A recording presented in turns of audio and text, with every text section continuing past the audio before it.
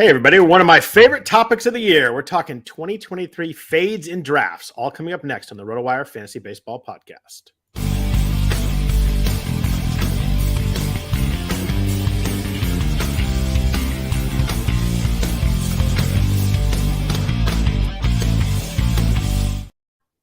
Happy Sunday evening, everybody. Welcome to the RotoWire Fantasy Baseball Podcast, sponsored by Fantrax, the most customizable free commissioner service in fantasy sports, and by Underdog Fantasy, home of the biggest best ball contest in the industry. It is Sunday night. I am Scott Jenstad, joined as always on Sundays by Jeff Erickson. If you could please rate and review the podcast, we do appreciate that. Also, Jeff, I know you're off a draft here, so you're fully in baseball mode. How is everything? Everything's good. I'm 90% in baseball mode. I'm 10% in college basketball mode too. Did Northwestern win again this weekend? We did. We beat Rutgers. I didn't get to watch the game because it was going on during the scarf draft that I was doing. Is Rutgers good in basketball? They were okay. All right. Northwestern's the 2 seed in the Big Ten tournament. It's the first time we've gotten the double bye. How many teams in the Big Ten now? Like 16 or something? 14 will be 16 when we get SC and UCLA. All right. I knew it was a 16 in there somewhere. Yep. So that was that 14 teams that like 1 bye, 2 buys. How does that work? 4 teams get the double bye. So double bye. So you don't play for the first 2 rounds then. Correct. First time ever for us. Wow. And we're going to make the tournament. As the 2 seed, I'd hope so. What are you going to be, like a 4 or 5 seed in the tournament? More likely 6 or 7. Okay. Unless you win a couple games in the Big Ten tournament. Yeah. It would. Yeah. I think even then, best will be is like a 5. Right. Our non-conference schedule isn't that great. With your history, a 5 seed probably sounds pretty freaking awesome. It sounds amazing. Yeah, sounds amazing. That's beautiful. So, one of my favorite podcasts of the year. We're going to talk 2023 fades this evening. We're going to do kind of go by position. Each of us will give one guy that we're not drafting under the rules I put in place. Got to be someone in the top half of the draft. As I said, I think when we talk, nobody cares if I'm fading Jace Peterson or Lesmus Diaz. We're going to talk about players that people are actually drafting pretty high, enjoying drafting. Again, this is not that we don't like a player or don't think they're good. It's just at the price. We don't find them to be someone we're going to draft. But first, a few news and notes here, just some stuff. I'm going to ask you real quick. There's been a lot of chatter on fantasy baseball Twitter this weekend about all the rookies that are moving up in drafts. We got Jordan Walker having a big spring so far, a lot of buzz. Maybe he'll make the team out of camp. Anthony Volpe, Brandon Pfaadt, Zach Veen from Colorado had 3 stolen bases the other night. I know we talked last week about, impacting season or your spring training stats and all that and not getting caught up on that. But how do you feel about rookies? These are people that, potentially are making runs to make teams. Are you pushing some of these guys up? How do you feel about the helium on some of these rookies this week? I saw a tweet somewhere that Jason Dominguez got drafted in the 17th round of a draft champions this weekend. It seems like it's everybody's crazy for the rookies right now. Well, I mean, I think we've been spoiled by recent examples. Yeah. You look at Julio and Bobby Witt last year. Mm-hmm. 2 examples that paid off. Yep. Witt, struggled initially, but still, we're worth the helium. And they had helium too. They moved way up in drafts, especially the last weekend. Yeah. Especially Julio the last weekend. I mean, you could have got. Excuse me. You could have gotten him early in drafts, without the helium, but he really had a meteoric rise once we realized that he was going to make the team. People don't realize Spencer Torkelson had helium too, and that didn't work out nearly as well. I think, and it's my guess, not a full knowledge, that this year's rookie class isn't that. It isn't like what we've had those guys. It's not Tatis. It's not Acuna. I mean, Tatis, if you remember when he made the team out of camp, it was this meteoric rise and it wasn't enough. Yeah. We didn't raise him enough. But there's so many other times when we try to do this and it doesn't work out so well. So, you got to boost him in playing time. Like Veen is someone I'm too low in right now. I don't have any Veen in my life right now. Not even in keeper or dynasty league. So I need to readdress that one there. Probably will do so after this podcast tonight. 55 stolen bases last year. Dude is legit fast. Yeah. Jordan Walker seems like he's going to make the team. I think, and you can even try to fade. Okay, I'll fade rookie pitchers because, hey, Andrew Painter's already hurting. But remember, there's Alex Fernandez was pretty darn good coming up. It's like there's pitcher that, there's some pitchers that fit that bill too.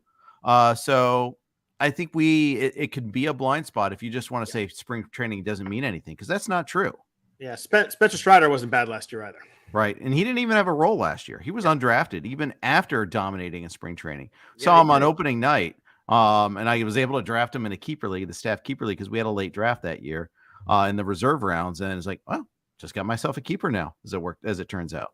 Yeah, that's nice. He was an early pickup in leagues. And even then he was like, well, he's not going to start. He's going to be the bullpen. And all of a sudden he just obviously up everywhere. Well, they had the false start. You said, oh, we're moving to the rotation. Then they didn't move him to the rotation. So then some people even dropped him and then picked him back up. Yeah. Yeah, it's been a fun first 10 days of spring training. We just have a lot of guys. A lot of these big names are hitting really well, and it's been fun there. We had some news today. Mike Clevenger won't face discipline from MLB. Sounds like he's still awaiting a decision on the Players Association front. He's willing to take whatever they give him. It's always a sticky situation here. What we do here? Do you move his projection up? What do you do with someone like Clevenger? I haven't quite figured it out because I don't know where he's at right now. I know he's undergoing counseling from the league. So I don't think the story's completely done yet. Nonetheless, I think you can draft him late. You're getting enough of a discount. If you don't want to draft him out of principle, I can't fault you for that either. He also took a big step backwards on the field last year too. Yeah, he did. He did. His strikeout rate was down 6%. His swinging strikeout was down a couple percent. His whip. He's a reserve pitcher right now, right? Yeah, he was 4.33, 1.20 ratios. I mean, I don't think he'd be reserve if he hadn't had any of the off-field stuff going on. I mean, people still, people still look at 2019 the guy was really, really good that year. But he missed all of 2020 when he's bad last year. So you got two different factors here. I think that it'll be interesting to see where he kind of ends up in ADP. But couldn't you attribute last year to just being the first year back from TGS too, though? For sure. And then you get, he didn't really have control issues, but he definitely didn't have his stuff that he used to have. But yeah, that could be a, kind of consolidation year getting back from the surgery. So yeah, there's obviously big pass to play. He was really good in 2017, 2018, and 2019. On the White Sox now, a team that should score a bunch of runs, a tough ballpark to pitch in, but should be a decent wins guy. He's definitely on the radar a lot more than he was a couple days ago when we didn't know what the heck he was going to be on the field or not. That's true. Yordan Alvarez has still swung a bat. Jeff, are we officially on the worried side as of yet, or still not quite yet? I'm a little worried now. I saw today's note, and it juxtaposed against earlier in the week. We're like, oh, we definitely think he'll be ready for the start of the season. I'm like, okay, this is positive. Now I'm like, now I can't even trust what you say a little bit there too. It's not only that I'm, it's going to, cast doubt on other assertions that they make later on too, I think.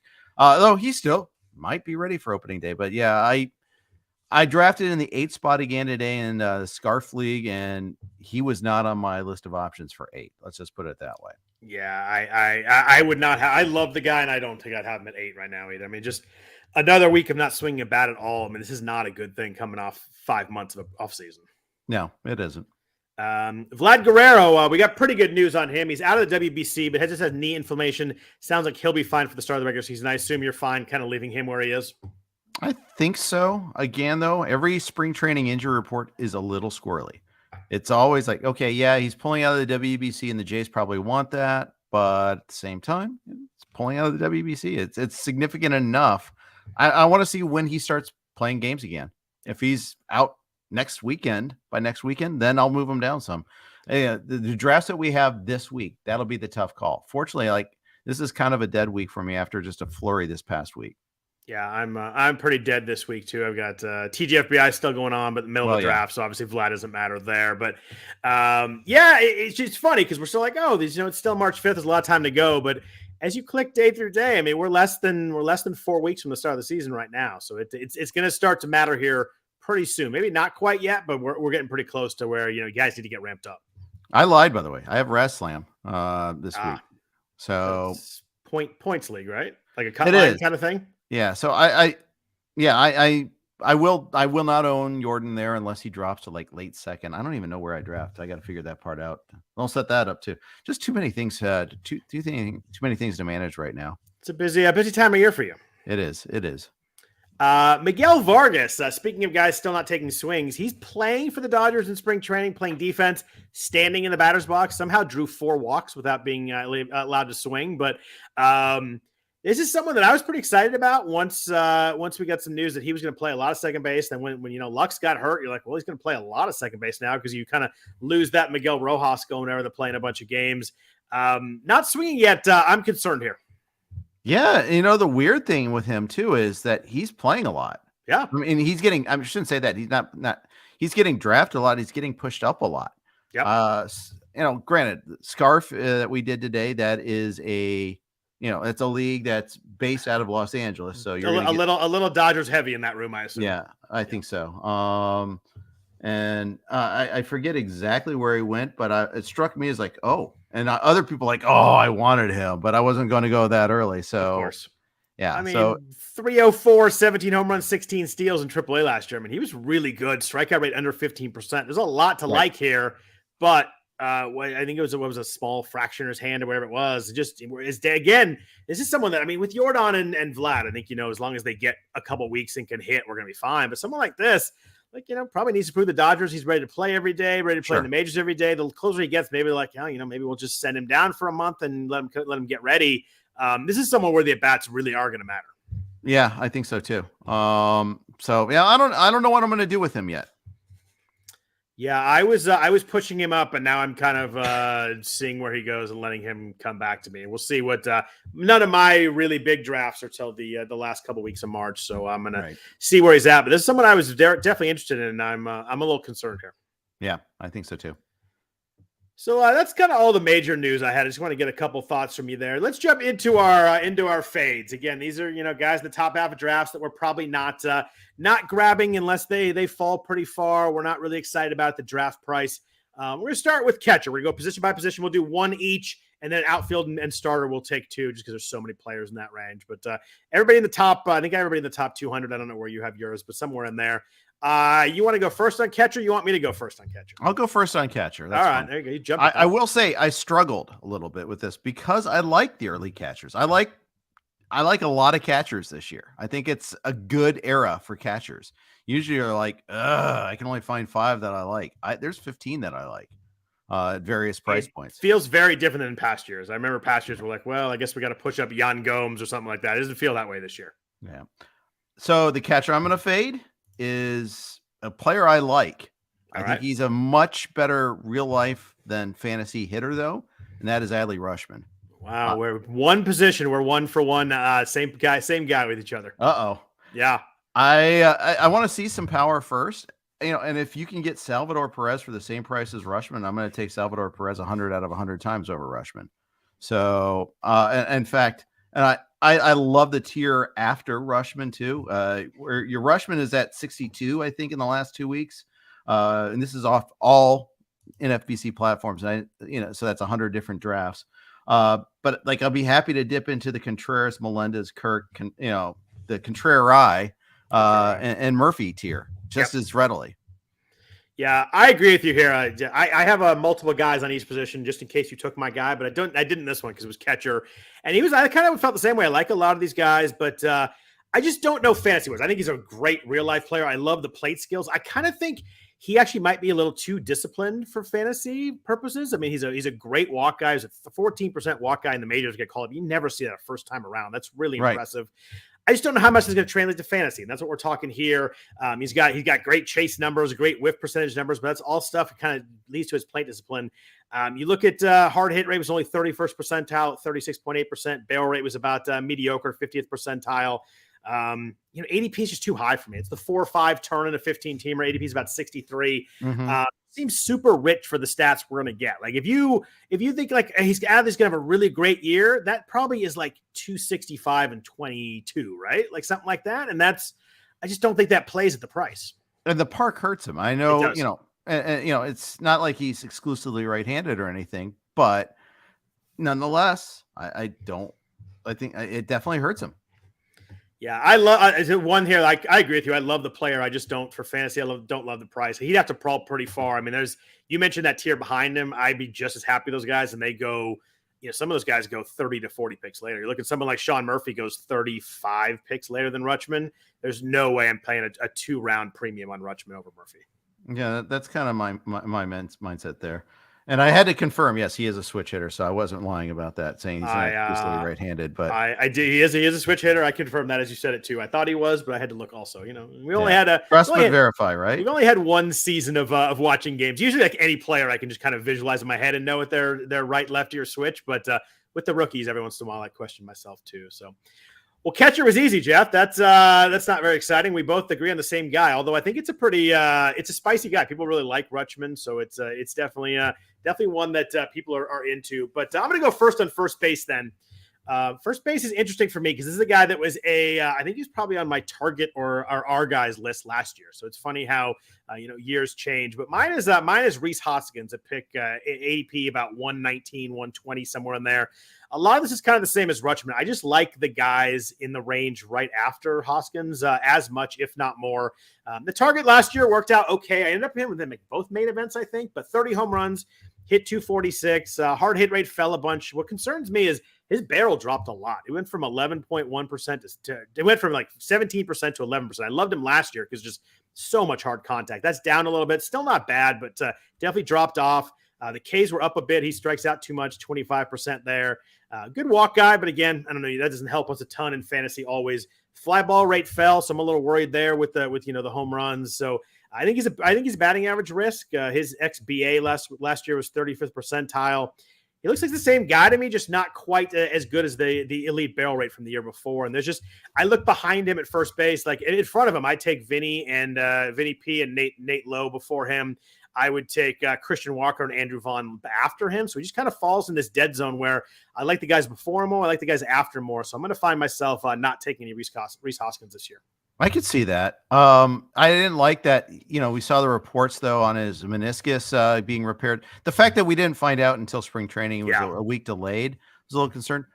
But on the flip side, you could also skew that to say like, okay, well, he was dealing with that last year, and that might demonstrate why he generated less hard hit rate.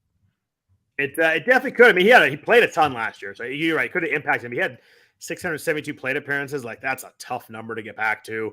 I just think he's kind of in that range where I like the guys around him more. So I will find myself not taking him.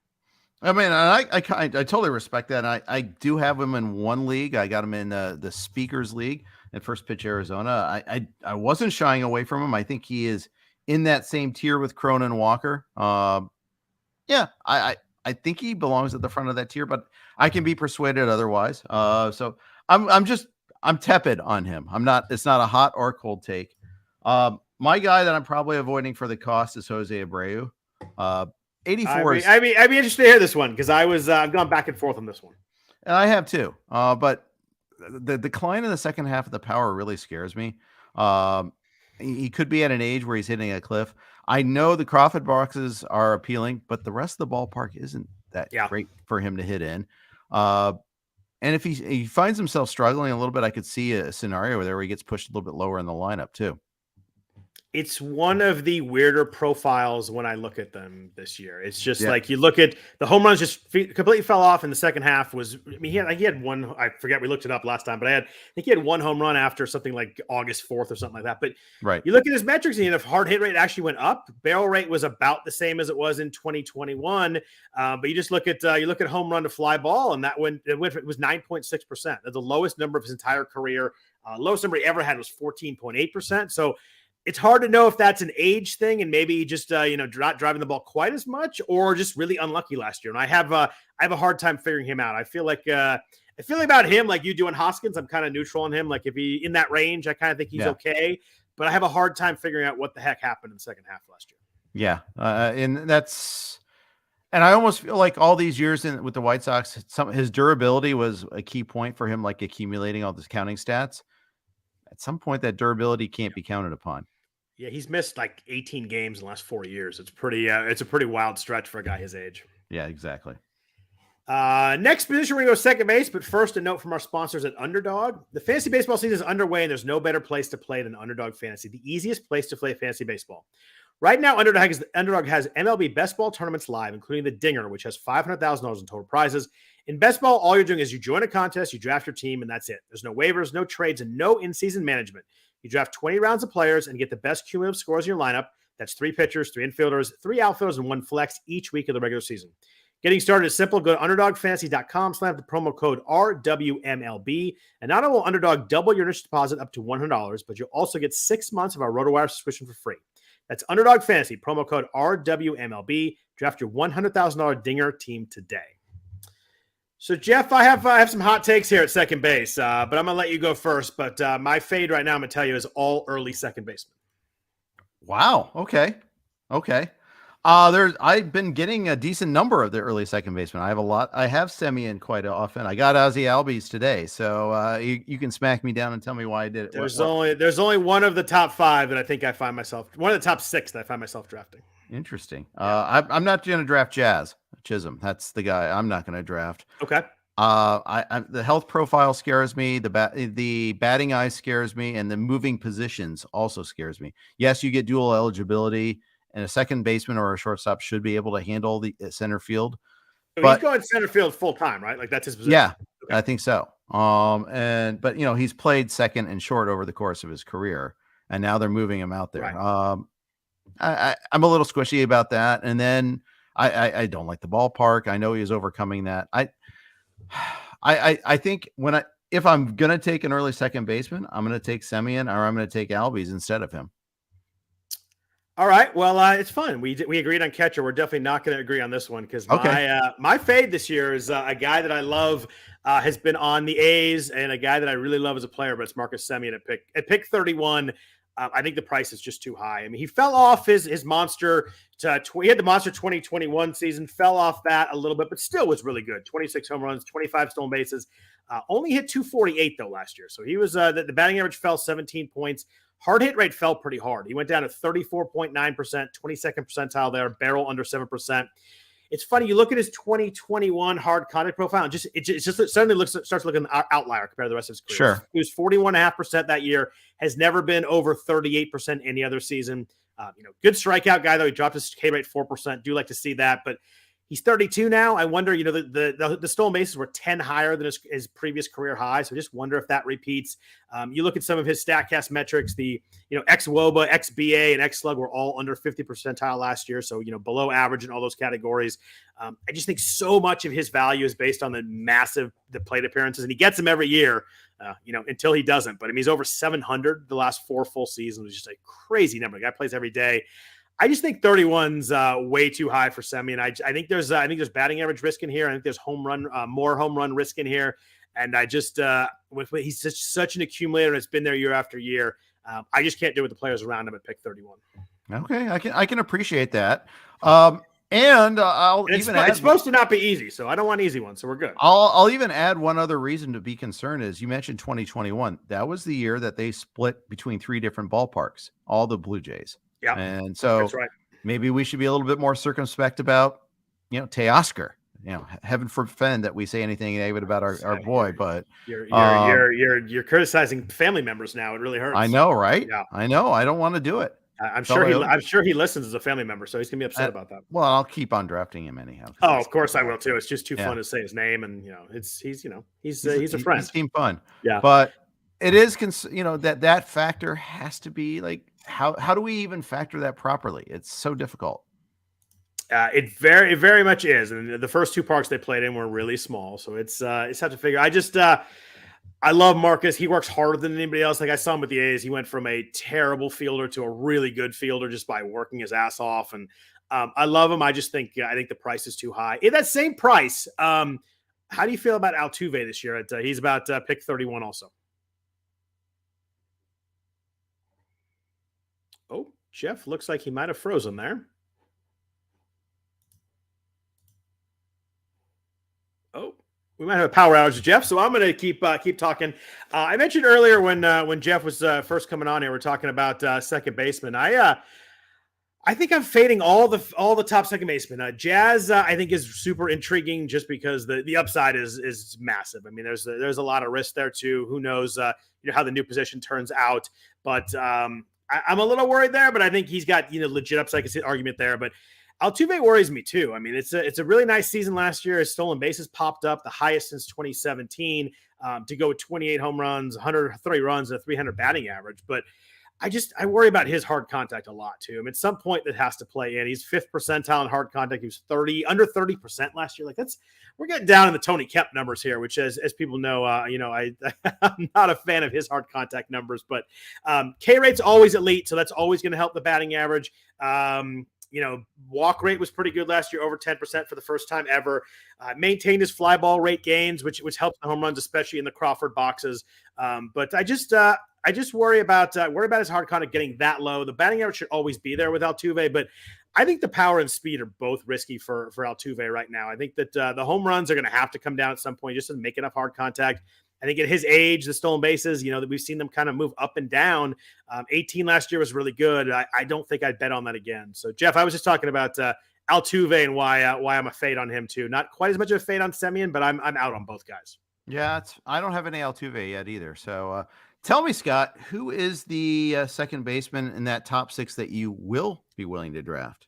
It depends on how spicy I feel that day, but it would be Jazz if I was feeling that I needed some upside in the third round. Maybe I had a couple boring, solid guys early. I could see the path there. I'm probably not going to do it, to be honest with you. There's other guys in the start of the third round that I'll probably just deal with and I like better, but you can see it with Jazz. Like he was a 16% barrel rate last year. I mean, he was really good until he got hurt. But I agree with you on the position. I think that's tough to deal with. He strikes out too much. So he's got way more variability than Semien and Altuve do, but I think there's a massive ceiling there. Probably not the guy I'm going to draft though. He's been the only one that I'd probably take there. I definitely am not drafting Tommy Edman. He might be my fade at shortstop if we get there, if you take mine, but I just don't love the early second baseman. I like I kind of like the Glaber, Max Muncy, Brandon Lau, Vaughn Grissom group at their prices more than I do these top guys. I think that I'm going to leave the last 6 or 7 rounds without second baseman in most drafts. Yeah. And you know what? All this is part of roster construction and knowing where you're comfortable fishing around. Like for sure. You mentioned, like, I'm kind of uncomfortable with Vaughn Grissom at the price. I'm kind of I don't think he's going to get sent down, but there is that little threat, Oh yeah. That's definitely in the possibilities there. And also the threat of him batting 8th or 9th too is also there. That may not matter with the Braves, but it matters. It still matters. It's plate appearances there. As we get into next week, we're going to do kind of targets and our guys. Second baseman is a spot that I'm going to really look at because I need to find some guys that I really like. Because if I don't like the ones early, I'm going to have to find some later and be able to adapt and find one. And I don't love the position this year as I've gone through. I know people are talking about it's not as thin as it was last year, but it's heavier up top. But I just don't like the prices up top. Yeah, well, and hey, it's good to know that though, right? Yeah, it is. That's very helpful, and because others will take that, and that's like a benefit for you too. Then, do you have any feel on Whit Merrifield this year? Just to bring up a random guy I'm glad you brought that up because no, I don't. It feels like the range of possibilities of him are massive. Like he could start every day and steal a bunch of bases, or he could get lost in that shuffle and not play very much. His range of outcomes is as wide as anybody, I think. Yeah. I know he was one of your fades last year. He was. And properly actually worked out well. Yeah. Yeah. 40 stolen bases in 2021, 16 last year. I have a hard time figuring out the heck to do with him. Yeah, I do too, because I don't even know what the Jays' plans are for him. Yeah. Usually I just don't draft guys like that, but he's down far enough that if you need speed and you're in the 12th, 13th round and you second baseman, like suddenly you fill some spots there pretty nicely. Yeah. And typically you do need speed. So there you go. I take that as a personal affront. No, I don't mean you. I mean, one needs speed. Well, the other one would work too, because there are very few drafts where I don't need speed after the first couple rounds. But last year I actually didn't. Last year I drafted speed well. And I picked up John Birdie. So steals were never a concern last year. It was a weird year. I didn't hit the birdie lottery in any league. It was freaking lucky. I mean, that 6 weeks was beautiful though. It was like it felt like all his 30 steals, or he had 40 something, but it felt like 30 of them were like a 6 week window. It was wild there. It was like every day for a while. I hit the Michael Harris lottery in a couple of leagues, and hard to complain about not getting Birdie when you grab Michael Harris, because that was as good as it gets right there. It was not the stolen base category impact, but impact everywhere else. And he got stolen bases too. Across the board production. That was beautiful. Third base, Jeff. I'm gonna go first here because I think you went first on second base. Okay. Third base is a pretty easy one for me. And it was funny. It was kind of the opposite second base. I like a lot of the early third basemen. I love Austin Riley. I love Rafael Devers. I actually like Gunnar Henderson too in this, Ken, as we get further down the list. But I like a lot of these guys. The guy I find myself not liking and not drafting, and it makes me happy to say it because I don't mind offending him, is Alex Bregman. Pick 68 in drafts. That's like the middle of the fifth round, a 15-teamer. I just don't see it there. There's so many bats around there. I'd rather take pitchers there. He was 23 home runs, 93 RBI last year, hit 259 in a full season, 656 plate appearances. You talk about outliers. You look at that 2019 season. He is like the prime juice ball guy. That 41 home run sticks out pretty hard. He's an elite strikeout guy. He's a great walk guy, but fantasy wise, he's just hard contact stuff is really blah. 36 percentile hard hit, 46 percentile barrel rate. And this is a guy that you're in there to hit home runs and get production. He's a big fly ball guy, so that helps him. He has so many fly balls. He can hit some home runs in the Crawford boxes. I think he's another guy, kind of like Rutschman, maybe a little too patient for fantasy. He walks so much and isn't as super as aggressive, and it helps his batting average and helps him as a real world player. But fantasy wise, I just don't see it. The stolen bases are gone. He had 17 back in 2017. He has 2 the last 3 seasons. Those are totally gone. A little team context there, probably with Houston, but a little with him also. I just think he's a better real baseball player than a fantasy player. An ADP of 68. I'm a full pass on Bregman at the price. So now we have 2 exact matches because I'm a pass on Bregman at that point too. Of the upper tier third baseman, first of all, I like drafting one of the upper tier third basemen if I can. I don't know if I'm comfortable drafting Arenado at price at 31, end of the second, beginning of the third, which is where he's going now. Because there is a fear of the lower tier third baseman, and for good reason. It drops off in a hurry. It does. I think Bregman probably gets pushed up there too, because I think people after the first 6 go, they're like, oh, I need to get one. It's him or Gunnar Henderson. They're like 20 picks apart. But after the top 8, there's 40 picks that go without another third baseman getting drafted. Yeah, and Gunnar Henderson has been my answer the last 2 drafts. I got him in yogurt and I got him in scarf today. So after not getting him all draft season prior to that. I spent a bunch of time on third baseman. It was either today or yesterday, and I found myself surprisingly. I really like Gunnar Henderson. I like the profile there. I think he's got some real upside at pick 88 or whatever that is. Yeah. Hey, well, we got to talk about the elephant in the room, the cardinal in the room, and that's Jordan Walker. Current, because he's going to be in the top 10 rounds. He is Julio Rodriguez. He's probably going to go. Well, he's not, but he's not. But my point, you know what I'm saying, in terms of draft 2022 draft Julio Rodriguez. Yes, he's not a different player profile, not going to run as much. We'll run some, but are you going to be in on him if he's there at 135 to 150? So are we talking like we're in the main event last week of March and we know he's made the team? Yes. There's no way he gets to pick 135. Okay. So how about right now? Right now, what's his? I mean, his ADP is flying up right now. The last 2 weeks is probably pretty irrelevant. Last 2 weeks is 187.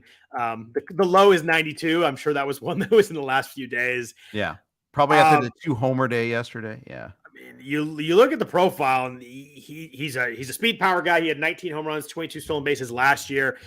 Then I scroll over and I see 16.5% swinging strike rate, and I'm like, oh, I think that's going to get eaten up early. I'm probably not in at the full helium if I'm in a draft and, people aren't fired up about him. I probably wouldn't take the chance at 135 to 150. I don't think he's going to get there anymore. I probably just have other guys I like more. I need a pitcher there. I'm probably not paying the helium. I usually don't on draft picks. And sometimes it burns me. Last year, obviously there was some good again. I ended up with Bobby Witt last year in the main event. So maybe I draft prospects a little more. I think I do. I think Walker's helium is going to be a little too much for me if he makes the team. I think you're probably right about that. Someone's going to want to jump, right? I think so. I mean, he's going to have third and outfield eligibility really quick. It's a gift that they're giving us third base right now. I think that's one of the things that appeals. And we talked about that big gap. He's the guy that helps, bridge that gap between Gunnar Henderson and Max Muncy. So does he, if he makes a team, does he just like take Dylan Carlson's spot and Carlson's out of there? But that's the thing. I don't know about that. I mean, the Cardinals to me are one of the harder teams to peg in terms of playing time. Because they got, I guess it's Carlson and Yepez are the 2 spots that aren't like kind of locked down. Because Nootbaar and O'Neill are probably going to play most days, right? Or am I just too much fantasy? You're right, but I mean, I think they blow with the wind a little bit too. Nolan Gorman was the guy until he wasn't. Then Brendan Donovan could do no wrong, and Carlson was the guy before that. Newt Barr, who knows? I mean, if he hits a slump, that could change. Heck, Walker hits a slump, he could be sent down. I really like Alec Burleson in there. Yeah, it's another guy that's behind those guys a little bit, but 20 bombs last year. His strikeout rate's under 15%. Like he hit 331 in AAA last year. Like he's on the move too, and he's behind all these guys. But I don't know how far he is behind these guys, and he probably can hit better than Carlson right now. I mean, I think there's a lot to be said for a lot of these guys here. I mean, I think that the Cardinals might look a lot different in June than they do on opening day. Yeah, agreed. But to answer your question fully, I'm probably one that's going to take someone else besides Walker as he flies up the board. But sure, I can appreciate that. It'll be fun to own. But man, 16.5% swing strike rate in the minors last year is a big number. Yeah, makes me think somebody get some exploiting his at bats there. What about let's move over to the other infield position. What about shortstop? Who do you find yourself not taking? I had 3 or 4 names here. I'm actually going to drop down a little bit later in the draft on this one. But who do you have here you're not taking? So I'm not going to take Tatis, not at the price. You're going to miss 20 games. You might miss more. You might have problems with the defense out there. I don't think in the main event he's going to fall. If anything, he's going to rise. So unless he just shows he's having problems, in which case that's also going to be another reason why I wouldn't take him there. So that's my high end fade, I think. He's an impossible guy. I mean, the upside is number 1 overall pick, but exactly. He hasn't played forever. He didn't play at all. People remember him getting suspended, but he didn't play before that either.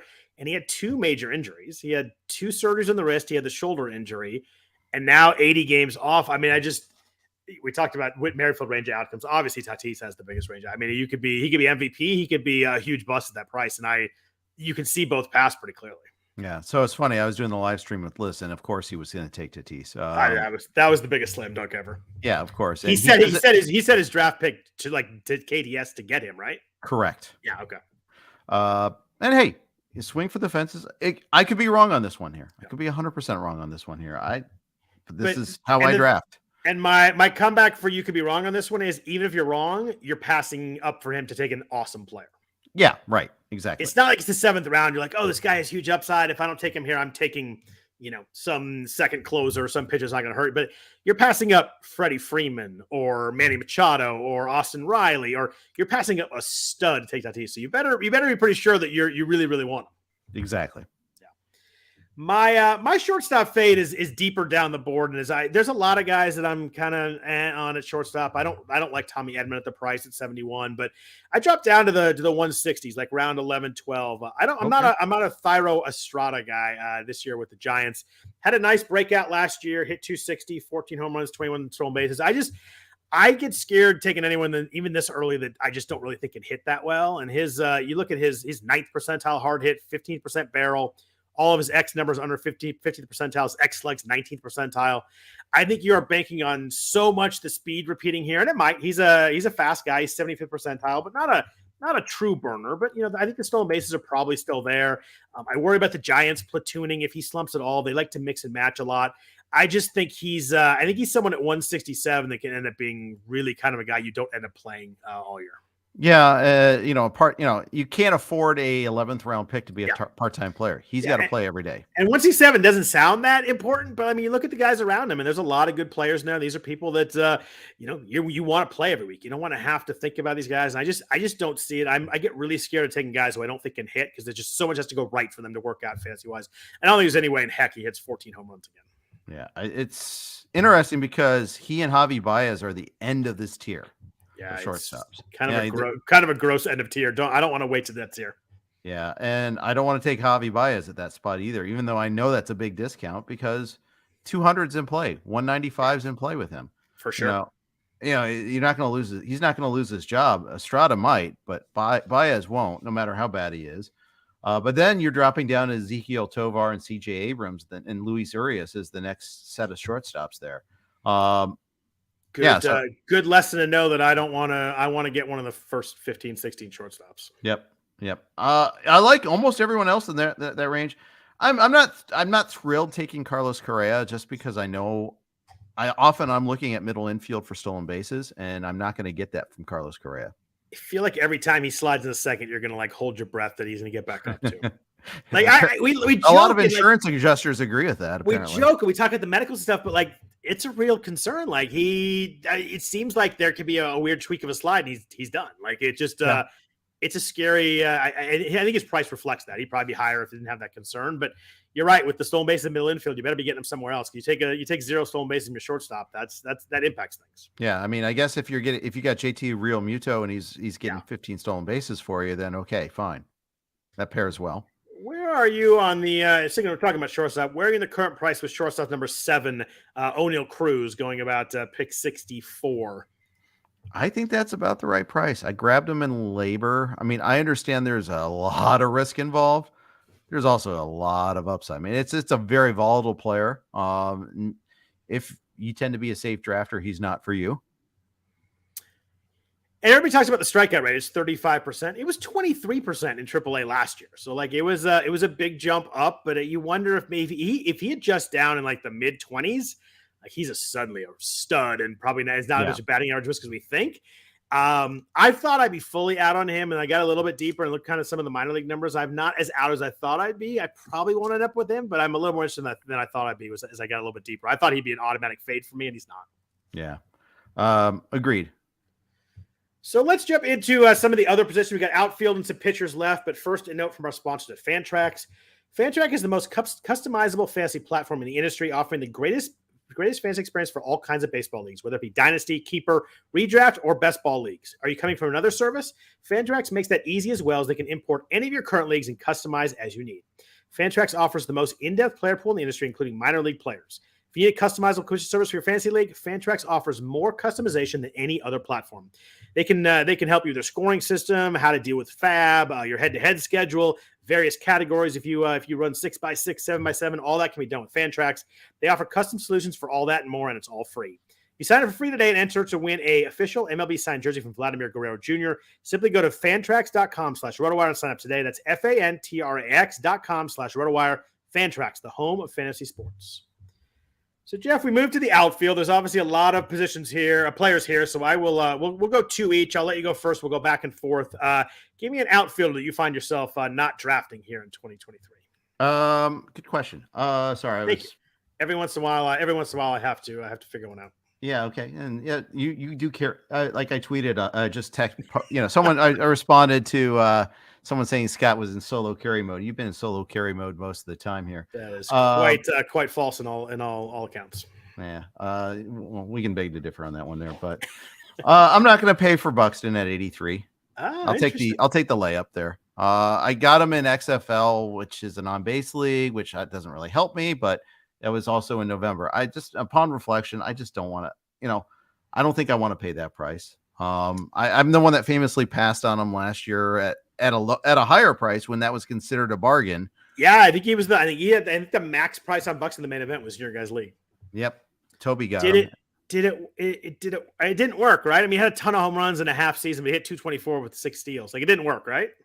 I don't think it worked. In fact, 28 is a lot of home runs at bats, but I still don't think it worked. I think it's because and the fact is he got hurt sliding at second base. And they didn't let him run for 2 months after that. Yeah. They let him run, and then he got hurt again. I mean, he might be a 2 stolen base guy.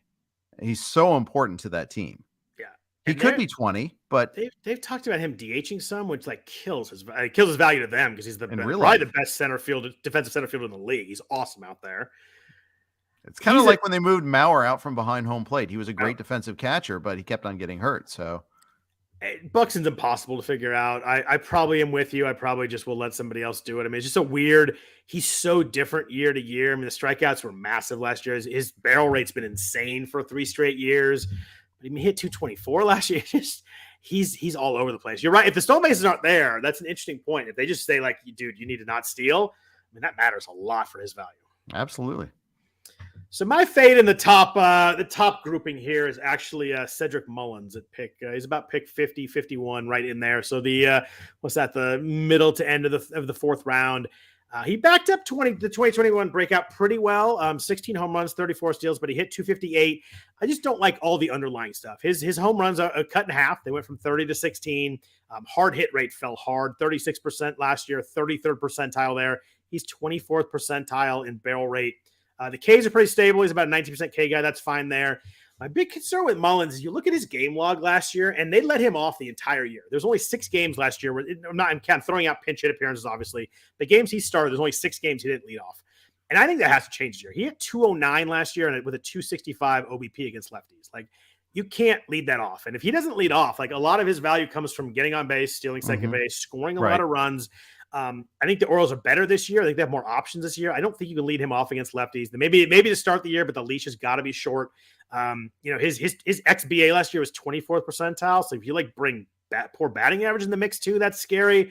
He's a fast guy. He's 8th percentile sprint speeds. The stolen base will probably still be there, but just feels like a sketchy profile overall for me at pick 50. There are a lot of really good players in that range. If he would pick 70 or 75, I could see it with the stolen bases. He's a pretty hard pass for me in the 4th round. Yeah. And the thing is, that's a tough range. I mean, that only because there's a lot of players I like. Like today, I had a hard choice in Scarf. I could have gone with Matt Olson. I could have gone with Mullins. I ended up going with Albies at pick 53, I think it was. Was Corey Seager gone? Do you remember? Probably. No, I think he was available too. That probably would have been my pick. I love Corey Seager. I have a lot of Corey Seager. Yeah. I wanted to get speed though, and Seager. That's one thing Seager doesn't do. It's a good point. He's a middle infielder with 0 steals. You have to figure that out elsewhere. I love his. And I have plenty of Seager going for me so far. So yeah, I'm on board with that, and I would have taken Seager later on, but it didn't happen that way. But point is, I passed on Mullins when I needed speed, so that tells you that I'm in agreement. If I'm not taking it in the mid 50s, maybe I'd take him at 68, but he wasn't going to be there at 68. Yeah, I really think the playing time is going to be not playing games and he's going to play, but I think hitting down the bottom of the order. He had 670 plus plate appearances the last 2 years. I don't think he hits that number again because I think they have to move him out of there if he can't hit lefties again. Yeah, I think it's a tough but fair consideration. His overall OBP last year was 318. Like that's rough for a guy hitting leadoff for a team that's got a lot of guys behind him who are going to drive in runs, and he's not getting on base. I don't think they just keep throwing him out there like they did last year. But give me another outfielder. I've got 2 on my list left. So I'm hoping you take one of them so I don't have to pick between them. All right, so outfielder number 39, pick 168.60 in the last couple of weeks, Brandon Nimmo. Yeah. All right. I love him in real life. Great OBP guy, good, gets on base, scores runs, plays good defense. Scott, he played a lot of games last year, and they're already they were workload managing him in spring training, holding him out of spring training games until this weekend. Has workload management ended baseball? Uh-oh. Yeah.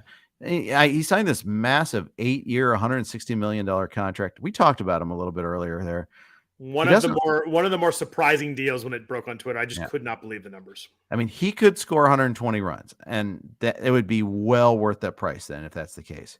He could also play 120 games. He doesn't run. He might hit for a little bit more power because they moved the fences in and right center a little bit, but I don't think he hits for a ton of power. This is 100 plus picks earlier than he was going in previous years.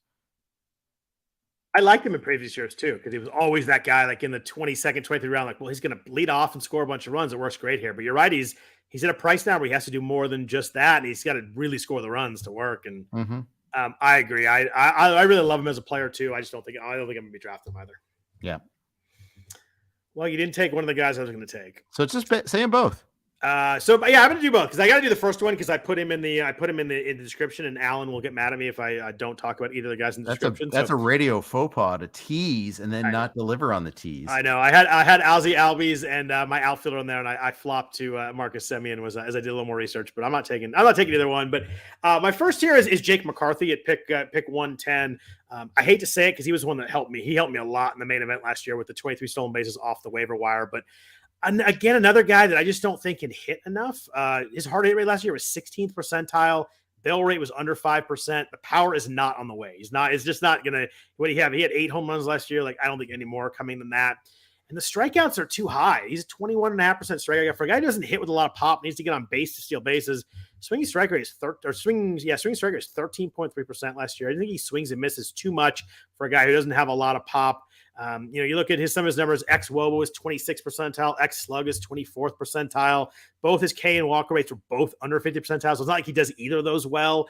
He's super fast. He's 98th percentile sprint speed. So super fast. So if he gets on base, he can steal. I just worry the price is fully priced now. He's ADP 110, and they have a really crowded outfield. Like, if he slumps at all, like, they got guys to bring up. They got guys to play out there.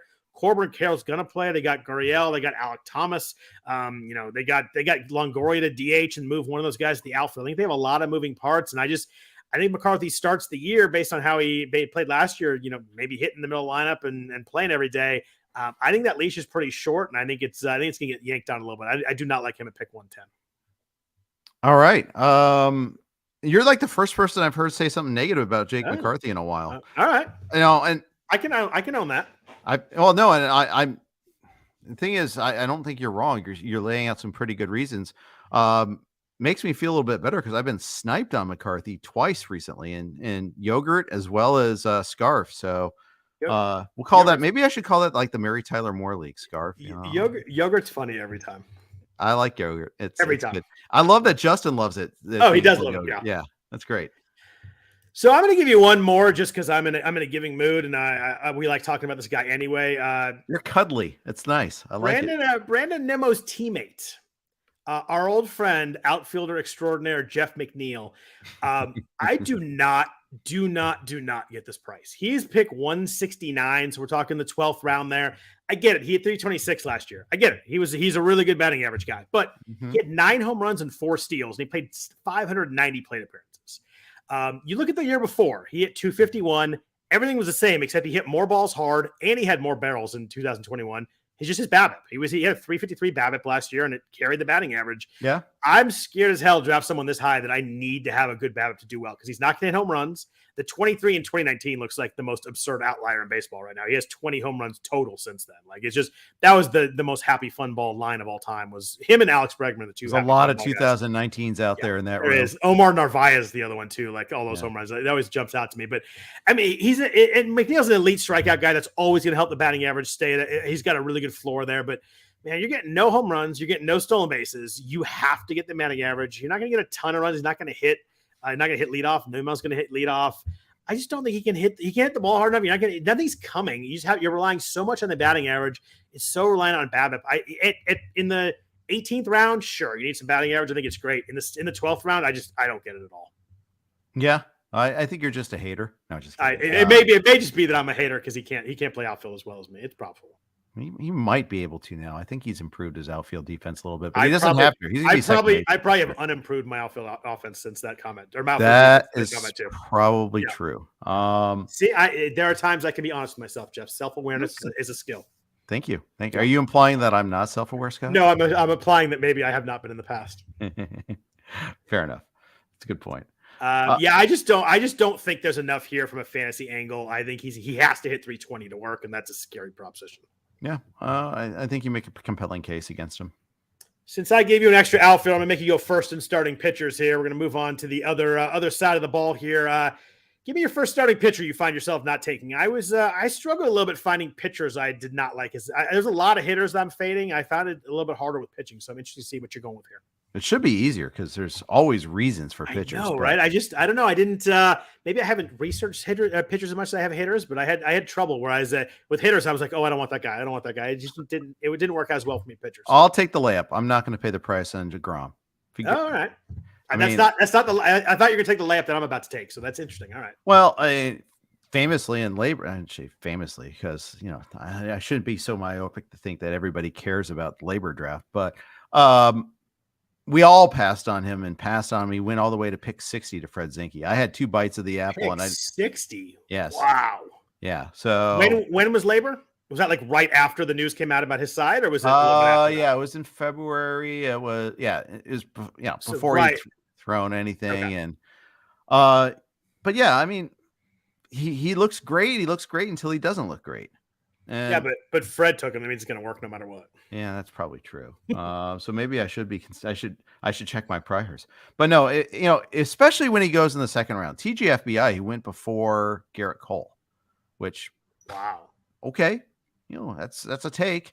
I mean, the fact is, I actually have both of them in TGFBI, believe it or not. He could. So did you get DeGrom at the 3-4 turn? Yeah, pick 46, like the second latest in all the TGFBI. I wasn't going to do it, and then he lasted so long, I just did it, and I figured might as well go for it. But I had a probably like that last year. That fell a lot. I probably wouldn't do it in the main event if we're being honest, but I'm a little more willing to be risky in that kind of league. And I'm thinking about the main event. Yeah, me too. Yeah, when we're doing this discussion, and this is me being risk averse. I like to say that I would grab him, but I don't think I will. I think when push comes to shove, I'll just take Aaron Nola or Carlos Rodon or Brandon Woodruff instead if I'm taking a pitcher there. If I'm going to take all three of those guys, I'm just not probably going to end up with DeGrom. So I need to verify this, but a conversation came up in Scarf. I think it was Brock Miller brought this up that Rodon was clocked at 92 miles an hour in spring training today. I did see that, and they were like, "Oh, he's just not really ramping it up." And then I saw a clip that he threw 98 in spring training last year. Yeah, that whole conveation happened. The entirety of it, of what you just said, basically. Brock is a good human, by the way. I love that. Yes, he is. Yeah. Fantastic human. Yeah. So I wouldn't take Rodon at that price. All right. That's a little bit of a hotter take. There's a lot of really smart people who have Rodon in their top 5. Yeah, well, he needs that velocity. Yeah. Without a doubt. And there's a shoulder history. There's one that like those next couple starts, if he looks fine velocity wise, then we're good. But if he doesn't, then you start to worry about it a little bit. New contract, not new league. He's been in the AL before, but new lack of facial hair. Oh yeah, definitely lost a superpower right there. That's 5 miles an hour right there. He looks like 8 years younger. It's pretty wild. Yeah.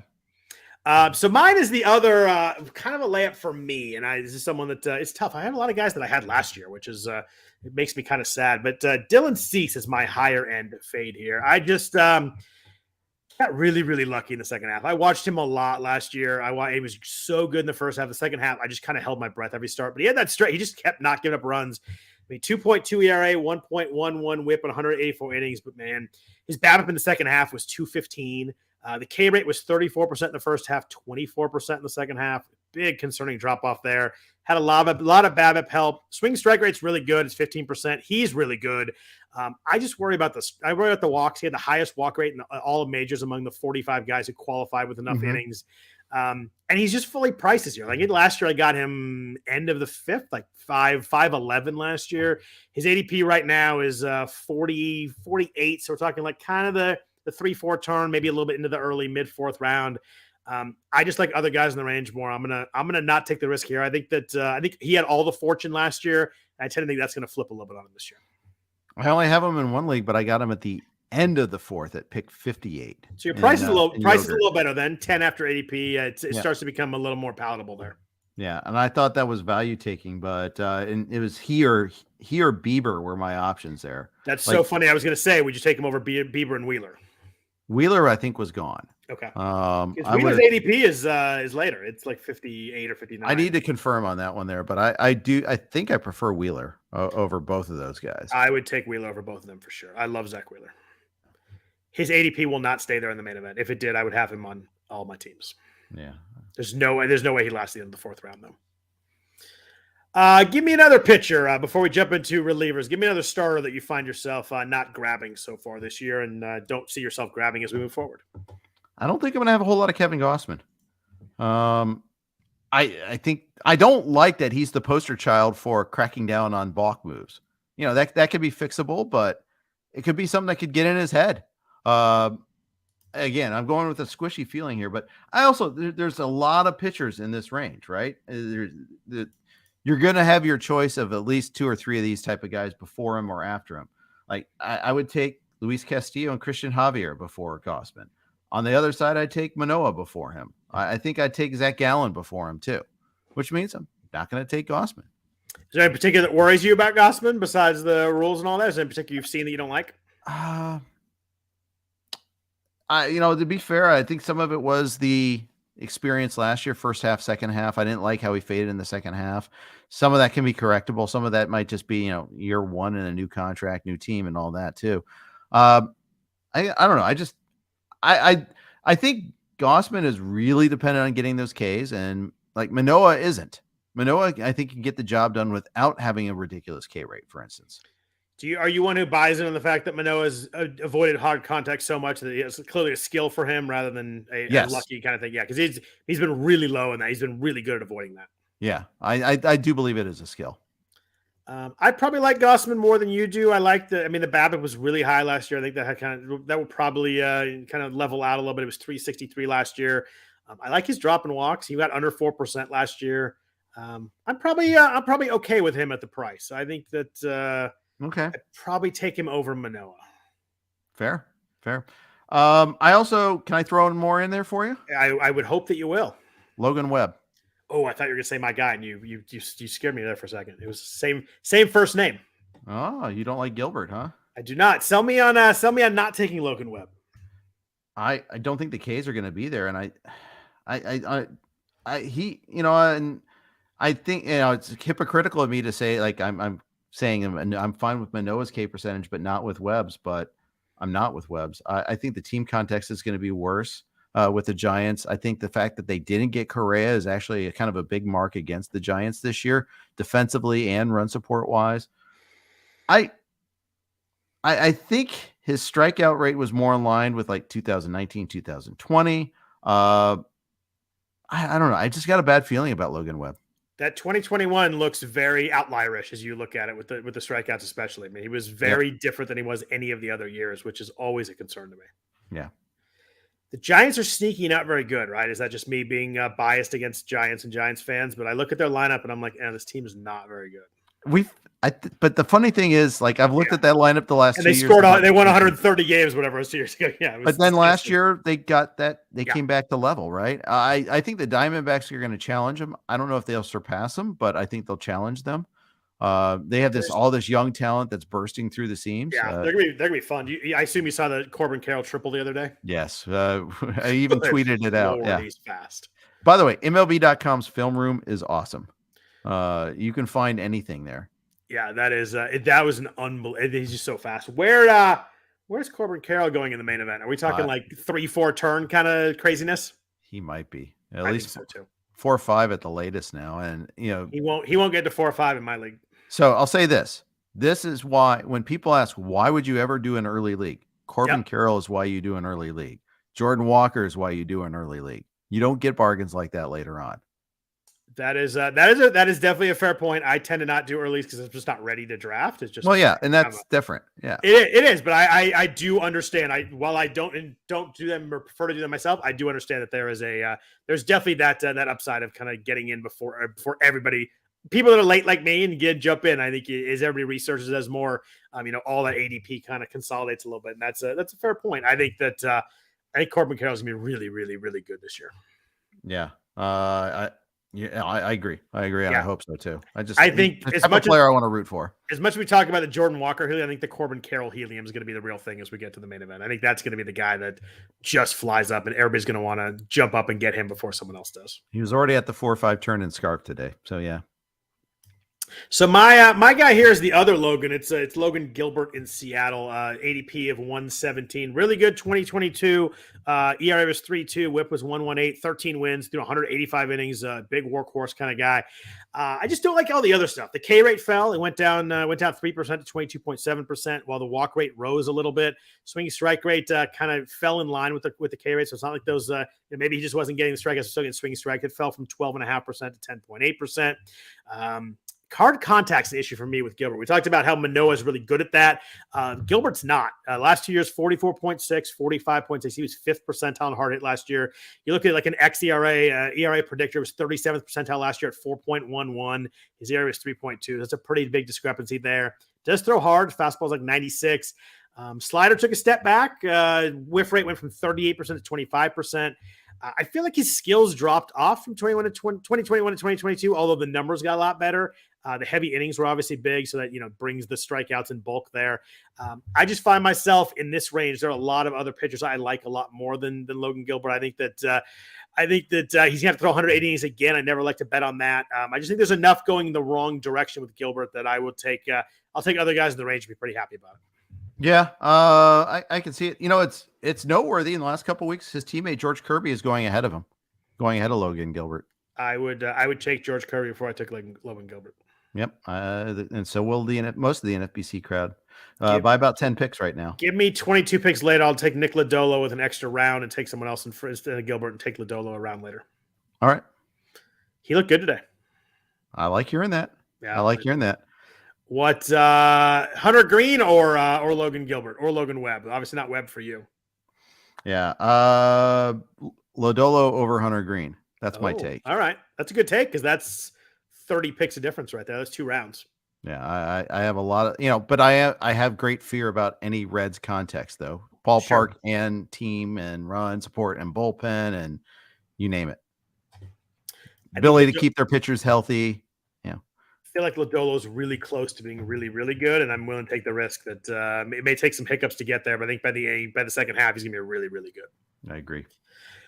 Give me quick before we get out of here. We're about an hour 05. Give me a reliever or two. Relievers are tough because there's just not that many that go very high, and the ones that do go there for a reason. As I was cycling through them, I was like, stud, and I was like, kind of want all of them. Want to get one of them, but give me a reliever or two that you find yourself avoiding and taking other guys instead.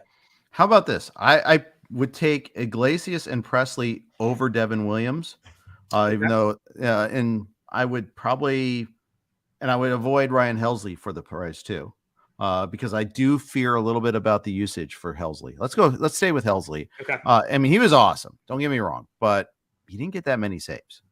I think there's a managerial, I wouldn't say whim, but managerial preference to kind of use him sometimes in other high leverage situations where Gallegos gets save chances. And he's not going to tell us really when that happens too. So I think there's a little distrust when you're spending a top 10 pick on a closer. He better close. Yeah, I agree with you on Helsley. We talked about him before. I was going to leave him for you. I'm going to go kind of a similar whim, managerial whim too. I don't think I'm going to take Camilo Doval at pick 112. He was never Kapler, huh? Never Kapler. He was really good last year. 67 innings, 6 wins, 27 saves, ERA 2.5. I worry about the walks and the whip with him. Whip last year was 1.24, and that's where the walker comes in. It was 10.5% last year. We've talked many times. I hate closers who walk guys. It drives me crazy. K rate fell too. Like he pitched a whole season last year. Obviously, he came out in 2020 and was just gassed out of the bullpen, out of the minors. Fell from 33.9% to 20.5%, so a little bit of drop there. Swinging strike rate is still really good. He still has nasty stuff. They signed Taylor Rogers, and that concerns me because Taylor Rogers is a lefty. If we get some situations where got a couple lefties coming up in the ninth, I think Kapler will go kind of mixing and matching, a little high leverage stuff here. I don't trust Gabe Kapler at all. It's just the way that I do it with closers. Statcast page looks really good with Doval. I'd like to dig in and find something negative. There's not a lot there except for the walks. I just think at pick 112, I'll take a hitter. I'll take another closer. I don't think I'm going to end up taking him at 112. There's kind of an area there. There's a gap with closers that you either got to get the closers above Doval and Helsley. I guess Kenley Jansen kind of hangs out in that tier too a little bit sometimes. I was on the turn in TGFBI and I found myself totally trapped and I missed all of them. Yeah. Exactly. And that's just the thing is I think you have to be aware of where you're going to take your closers. We always talk about this. Or you just got to realize you're going to suck it up. It's going to suck. You're going to pass on someone you really, really like. You just have to do it to get one. Yeah. And it hurts to take one early though. Yeah. It's like, we've done this before, like breakfast before the main, and we're like, they're all going to go by the 5th round, right? The ones that you like. So you either have to do that or you have to say hello to Scott Barlow in the 9th round. I just feel a lot better. Too. Yeah, it is. I just feel a lot better about taking a bat or a starting pitcher I really like in the 8th or 9th round, and I'll feel good about it there. I think I'm going to – you never know how drafts can work, but I'm going to do my best I can in the main event to get one of those top 8, 9 guys and just suck it up and do it. And then when do you get your second if you get one of those guys? A little bit later. I'd have to look at the exact rounds of some of these guys, but Evan Phillips, Kyle Finnegan, 12th, 13th, 14th round, something like that. So you are going to be you're willing to do that. Okay. If I get an anchor up top, I'm willing to get a second guy, then maybe speculate on a third guy. We know the guy that I want is Reynaldo Lopez, so I'm going to have to figure out when I need to take him because I think he's going to start moving up too, but that's the guy that I want. He already is starting to move up. That's the guy I want to get as my third, and I think it's going to be harder than I think to do it once main events happen. I agree. I don't think I'm the only one that likes him by any means. Yeah. I mean, are you willing to hold your nose and take Daniel Barden like the 12th round? I'm not. Okay. I will. I mean, if I don't have one and I get stuck, like I don't want to say I don't, and then someone looks at my team and I have him. Something went wrong if I take Daniel Barton. Okay. I'm going to give you another one here. I think it's someone that you probably agree with me on. I think we talked about him that he's moving up to is Pete Fairbanks in Tampa. ADP right now is 186 last 2 weeks. I don't think that's even close. That's not even it. Not in the drafts I'm in. Nope. Not even close. That includes I just did last 2 weeks. That includes cut line and stuff. So the relievers aren't really fairly done in there because the cut line, you don't have to take relievers. It's just pure points. So he's going to be a top 150 guy. He was great last year. It was only 24 innings, and I don't trust the Rays. So it's kind of a combo of small sample. He was nowhere near the pitcher he was the years before. He was way, way, way better. Maybe he just figured it out. Maybe he figured something out, but I'm not going to bet on 24 innings in the top 10 rounds, nor am I going to bet on the Rays giving someone more than 15 saves. Yeah, if that ADP were real and it was 180, I'd take him there happily. But me too, but it's going to be 130. Yeah, exactly. I 100% agree. Yeah, so I'm probably not going to take him. As I get into closes, I realize I just want to get one of those top guys. I'm just going to eat it and do it. And is there a particular reason you don't like Devin Williams? I don't love. Again, it's. I don't mean you don't like him, but I know you're going to say you take the other two guys over him. Yeah. Team context. He wasn't happy about the Hader trade. Had a couple struggled outings after that trade. Maybe a full offseason that won't matter anymore. But he walks a lot of guys. That's the thing. He does do that. He nibbles around a little bit there. I really like Presley. Presley, you just know what you're getting with Presley. Yeah. If he's healthy, he's getting guys out. He's striking guys out. He's just getting saves, and that team's going to win a ton of games, unfortunately. It's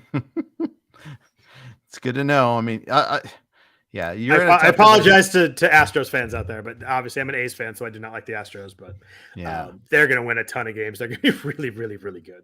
Yeah. Just a topic that came up tonight, and I don't know if a single Diamondbacks relief pitcher got drafted in Scarf tonight because I could not tell you who's going to close for the Diamondbacks. I don't even know if there's anyone I would speculate on there. Right. Melanson? I don't want Melanson. Right. Chafin's more of a lefty setup guy. I don't think he's going to close. I don't know if you know, do they have a AAA guy who's a stud that might come up and close? I don't even know. Miguel Castro, Joe Goforth and Mantiply. You just brought it up so you could say that, didn't you? No, I didn't. But God, they have Cole Sulser in their AAA bullpen. Yeah, that's never come back to haunt us. Oh, they got Ginkle's still there. They got Uris Familia in their AAA bullpen. Holy hell! Yeah. Wow, this is gross. Yeah. Have we ever had a team where a closer might not even get drafted by anyone? I mean, it's possible. It's possible. I really don't think anybody drafted him tonight in this 15-team, 30-round draft. Kevin Ginkel? And if you look at ADPs, they're in the 500s. So, yeah. Someone in the chat mentioned Ginkel also. Kevin Ginkel at all? He's there. He exists. He was okay. His whip was pretty high last year. His ERA was low last year, but oof. And it's a team that might win a few games too. It's not like we're talking about the A's or the Nats where, who cares? They're going to win 58 games. Do you really care about trying to speculate? I mean, the Diamondbacks could be a 500-ish team. Yeah. As we were talking about earlier, I mean, they have a lot of fun young hitting talent. Even if they win 73 games, that's someone where you're going to want a closer. Yeah, and the thing is, they could be really good defensively if they go with the outfield alignment that we've seen a lot in spring training with Carroll, Thomas, and then McCarthy. They're going to catch all the fly balls. There's a lot of speed out there. Holy hell! Yeah, I mean, I'd have to look at Thomas, but I mean, McCarthy's 98th percentile and Corbin Carroll's 100th percentile, so that's right there. That's crazy. Yeah. Then we can't draft Melanson, right? You could, but I won't. I shouldn't. Whip was 1.5 last year. Strikeout rate was 14%. My God. Yeah. It seems like. Oh. Yeah, exactly. Someone's got to emerge though. Where's Archie? There's Bradley always someone. There's always I don't see it, but someone will emerge. I mean, they might just say, Ryan Nelson, you're in the bullpen. Go close eventually. Could be something like that. You know what's interesting about the Diamondbacks in the situation? I tweeted about this earlier this week. I don't know if you read my tweets at all or not, Jeff, but I try to. There's so many of them. Yeah, I'm really an active tweeter. They are a team that plays 4 games in week 1. Mm-hmm. So I think they're a really good team to grab one of those guys. They play 4 games. They play 4 games at the Dodgers. They may not win any of those games, but that first week it's a half week. So it's the season starts on a Thursday. There's 10 teams that play 4 games. There's 20 that play 3. Finding 7, 8 starters can be really tough. I think it's a week where you want a middle reliever. Maybe you steal a win, steal a save, get a few strikeouts. Arizona's a team where they play 4 games. Maybe you want to grab one of those guys. And if they get the first save, who the hell knows what happens? But that's an interesting spec team because you can grab any of those guys, and maybe the Dodgers kill them and you regret it. But you get 1 save, he turns into 2. Any of those guys could run with it. They might be a team where maybe in the 30th round you grab a guy and see what happens. Yeah, is Lavallo still the manager there? I believe so. Yes. He's been notoriously bad about naming closers.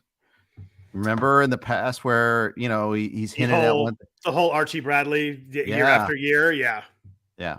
And the Melanson year he's really good was in San Diego. So it wasn't in Arizona. They paid Melanson, right? Right. So, but point is he's a hard guy to read.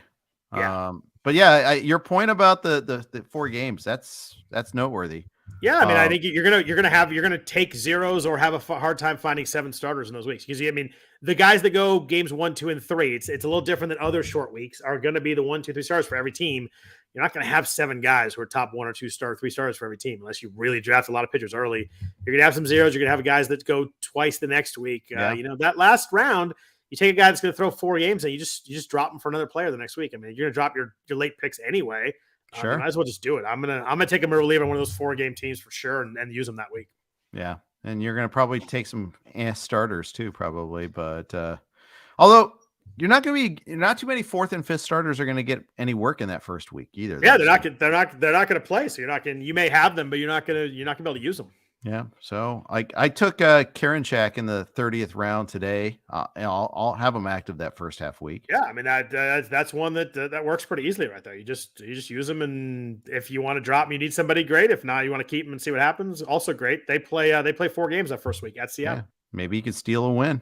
Well, may steal a couple wins, and you're on your way to a winning season right there. Yeah, you channel your inner Tom Wilhelmsen there. Oh man, I was going to drop that name, and you beat me by like 5 seconds. Nice. Somewhere, the rogue drafter is still getting those wins. Oh yes, he is. Yes, he is.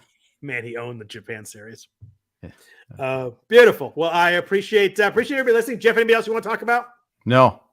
I think we hit a lot of good fades here. Hopefully helps people out. We're gonna do targets next week because you're gone. I think the week after. So we're gonna do targets and kind of our guys who we're drafting. We'll kind of go position by position there and talk about some guys we are drafting to flip the script a little bit from this week. I want to thank everybody for listening to the RotoWire Fantasy Baseball podcast. We want to thank Fantrax and Underdog for their sponsorship of the podcast. This whole offseason has been really great with them. If anybody wants to follow Jeff on Twitter, he's at Jeff_Erickson. I am at Scott Jenstad. Other than that, I hope you guys have a really good week, and we will be at everybody next week. Talk to you then.